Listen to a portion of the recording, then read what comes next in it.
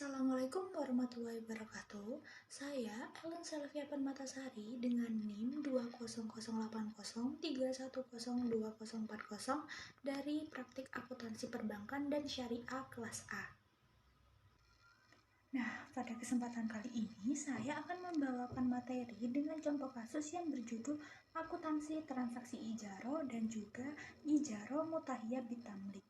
Nah, untuk pada hari ini ada beberapa poin pembahasan yang akan kita bahas. Untuk yang pertama ada contoh kasus dari transaksi ijaro, lalu yang kedua di sini ada contoh kasus dari transaksi ijaro mutahiyah bitamlik. Untuk teman-teman sekalian simak sampai akhir ya. Nah, untuk poin yang pertama di sini ada contoh kasus dari transaksi ijaro dengan soal PT Yasmina menyewa sebuah ruko untuk usaha pakaian muslim. Pemilik tempat sepakat untuk menyewakan ruko dengan harga sewa sebesar 150 juta rupiah untuk 2 tahun atau 24 bulan. Karena PT Yasmina hanya memiliki uang tunai untuk sewa sebesar 50 juta rupiah, maka PT Yasmina mengajukan permohonan pembiayaan kepada Bank Syariah. Skim yang disepakati adalah skim ijaro dan juga agunan yang disepakati adalah kendaraan milik PT Yasmina berupa Toyota Kijang Innova tahun 2006.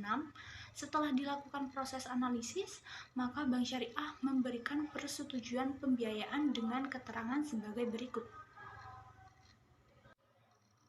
Untuk yang pertama di sini ada tujuan pembiayaan, yaitu sebagai pembiayaan modal kerja untuk usaha ruko. Lalu yang kedua jangka waktunya 24 bulan. Yang ketiga ujir bank atau margin sewa sebesar Rp12.976.333,34 dengan perhitungan margin annuity-nya sebesar 12% untuk 24 bulan. Lalu yang keempat ada total harga sewa sebesar Rp162.976.333,34. Lalu yang kelima ada uang muka nasabah sebesar Rp50 juta. Untuk poin yang keenam di sini ada jumlah pembiayaan sebesar 100 juta rupiah. Lalu yang ketujuh di sini ada sewa yang diangsur sebesar Rp112.976.333,34 dengan perhitungan yaitu pembiayaan banknya sebesar 100 juta rupiah ditambah dengan keuntungan bank. Lalu untuk poin yang ke-8 di sini ada angsuran pembiayaan sebesar Rp4.007.374 dengan perhitungan Rp112.976.333,34 dibagi dengan 24 bulan. Lalu poin yang terakhir di sini ada amortisasi per bulan sebesar Rp4.666.666,67 dengan perhitungan Rp100 juta dibagi dengan 24 bulan. Untuk selanjutnya di sini ada penjurnalan dari transaksi ijaro.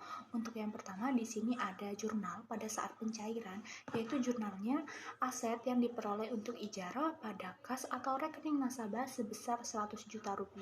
Lalu untuk yang kedua di sini ada jurnal pada saat angsuran, yaitu jurnalnya kas atau rekening nasabah pada pendapatan ijaro sebesar Rp4.707.347,22. Lalu untuk jurnal yang ketiga di sini ada pada saat penyusutan per bulan dengan jurnal beban amortisasi pada kas atau rekening nasabah sebesar Rp4.166.666,67. Lalu untuk jurnal yang keempat di sini ada pada saat angsuran berakhir dan juga pembiayaan lunas dengan jurnal akumulasi amortisasi pada aset yang diperoleh untuk ijaro dengan sebesar Rp100 juta. Nah, tak terasa kita sudah masuk di poin pembahasan yang kedua nih teman-teman, yaitu ada contoh kasus transaksi ijaro muntahiyah bitamlik.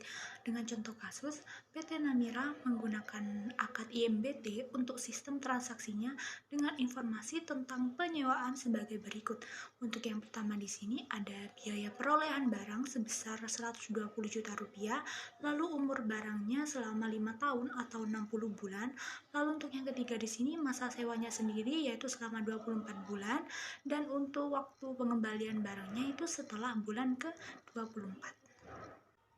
Nah, selanjutnya di sini ada penyelesaian dengan perhitungan penyusutan dan juga pendapatan dari IMBT. Untuk yang pertama, kita akan menghitung perhitungan penyusutan transaksi IMBT terlebih dahulu.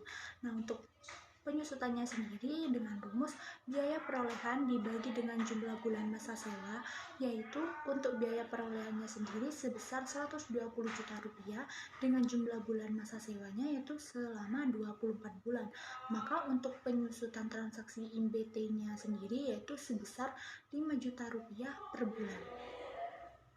Nah, untuk yang kedua di sini kita akan menghitung dari pendapatan IMBT sendiri dengan rumus modal penyewaan ditambah N% dikali modal penyewaan. Dengan modal penyewaannya sendiri yaitu sebesar 5 juta rupiah, dan untuk N-nya sendiri kita asumsikan sebesar 20% dengan modal penyewaannya yaitu 5 juta rupiah, maka pendapatan IMBT per bulannya yaitu sebesar 6 juta rupiah.